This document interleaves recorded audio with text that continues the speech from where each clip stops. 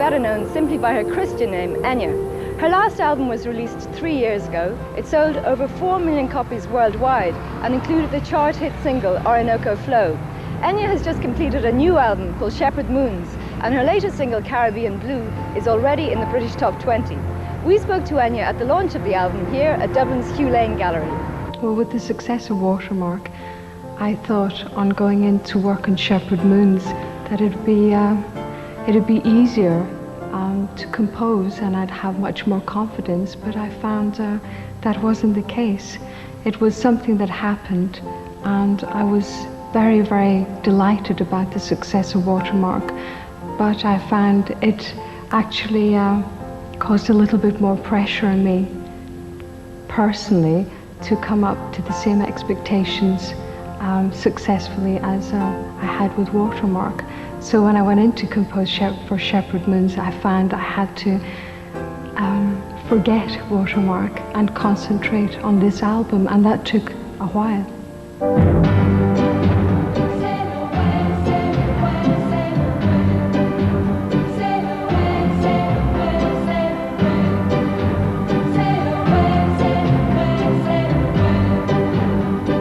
I'd be lying if I said I knew it was going to #1. It was a big surprise, and a very pleasant surprise, because it meant that on working on an album like Watermark, it was so difficult to know who would be the audience for such an album, because the music is very different. And with the success of Orinoco Flow, it just opened the doors to a lot of people wanting to hear the Enya album.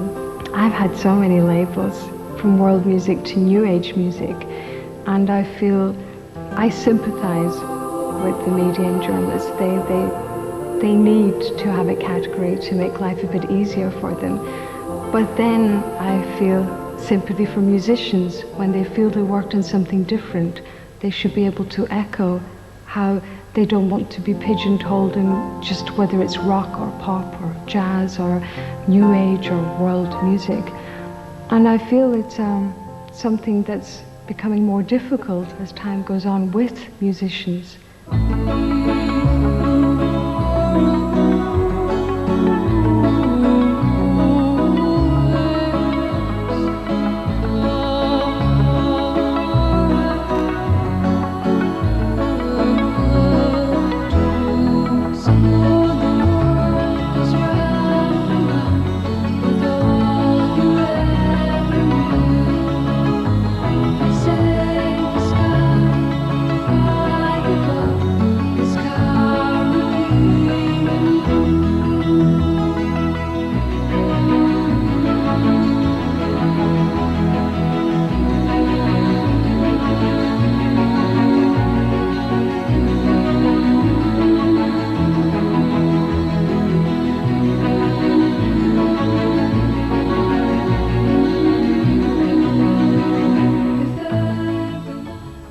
It's difficult to say where my influences come from, but I know that because I've been brought up in County Donegal, there are very strong Irish roots there from listening to a lot of traditional music when I was growing up.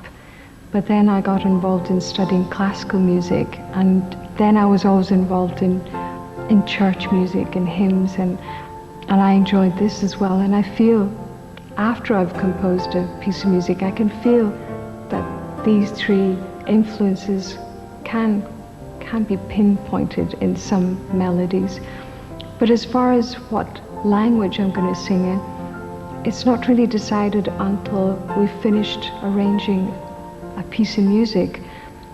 And I always feel once I have written a melody, everything after that has to enhance that melody, and it's down to lyrics as well.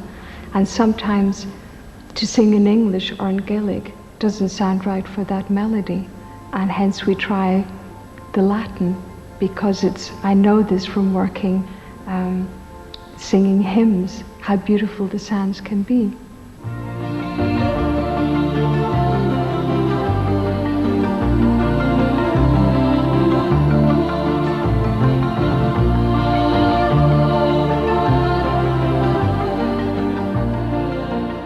Thanks for watching.